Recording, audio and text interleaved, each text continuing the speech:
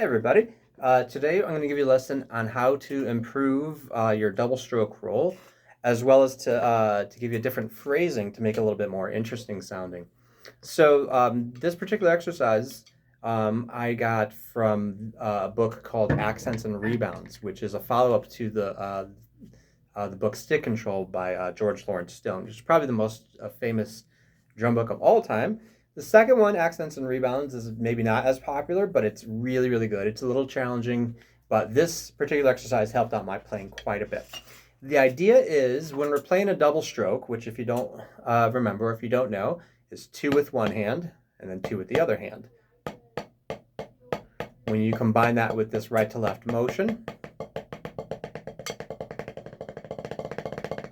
will give you your drum roll. Now the trick to this is we want both of those notes to sound even. What we don't want is we don't want the first one to be accented, which is very common if you're not using this arm dropping motion and letting the stick bounce freely.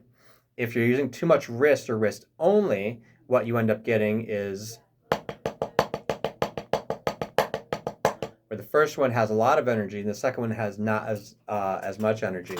So if you're hitting with the first one up here, and then the second one bounces from here, it's going to be uneven. And you're going to get da da da da da da as opposed to clean, even bounces. So what we're going to do is something called an inverted drum roll. So basically what that means is instead of starting with a double and then continuing on with doubles from there, I'm going to start with a single note and then continue with doubles. So if you're doing one measure of 16th notes, 1 E and a 2 E and a 3 E and a 4 E and a, the first note is a right hand and the very last note is a right hand, everything else is doubles. So in other words, instead of this 1 E and a, 2 E and a, etc., it's going to be 1 E and a, 2 E and a, 3. So the right hand is going to be on the 1 and the and then the 2 and the 3 and the which is going to give you a shuffle or a swing rhythm, which is pretty cool. The left hand is going to be on the E's and the ands. 1 E and a, 2 E and a, 3 E and a, 4 E and. So you get this. Like so. So like I said, the first one is on the 1, and then it's on the of beat number 4. So that's where your double is there. So the idea is this will help you to focus on the second bounce of it and make sure that you're not putting too much emphasis on the first.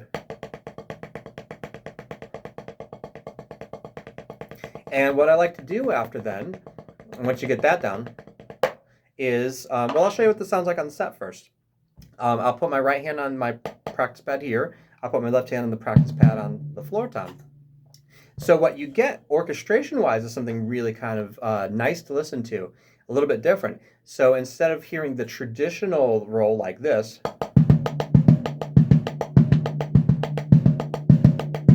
it's it's okay. It's a little boring though. It's too like da da da da da da da da da. It's a little predictable. You get this, which swings a little bit.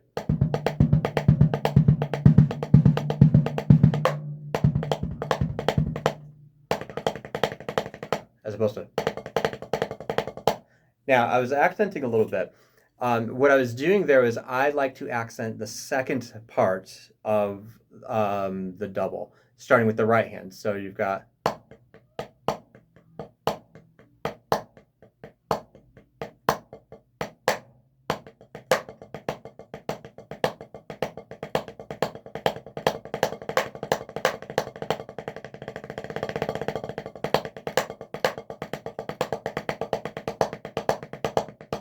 And then you can play around with different accents. And what you get is, to me, a little bit more of a musical kind of way to play your doubles. It's not so so straight, and you definitely don't accent the first one. So this will help to even out your doubles quite a bit. So once again, once you got the doubles as an inverted roll, then start accenting the second part. I start with just the right hand first. So you got, well, it starts off, the first one's got to be accented.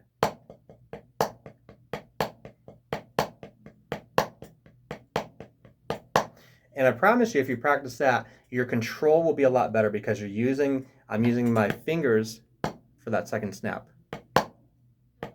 I'm not sure if you can see that. The first one bounces up. My fingers are now in this position.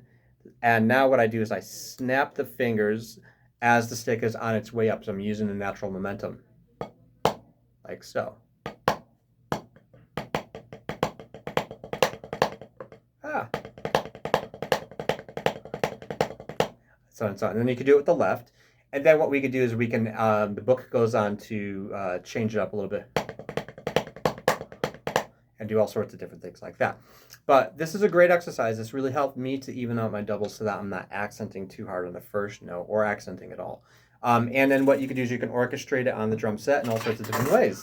So what I like to do is something you could do with this is put your right hand on the ride cymbal, and of course hit your bass drum, left hand on the snare drum, and play this where you're hitting the right hand and the bass drum together.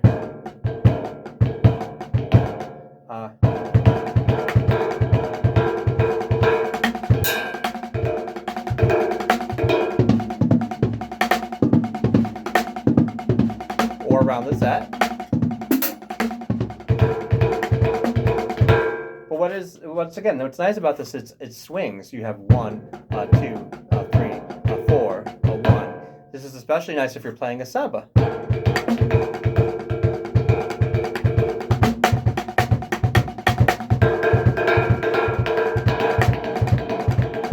So and so and so on. So anyway, the inverted roll, a great way to clean up your roll, and a great way to get a roll that sounds a little bit, in my opinion, a little bit more musical because it does have a swing feel to it.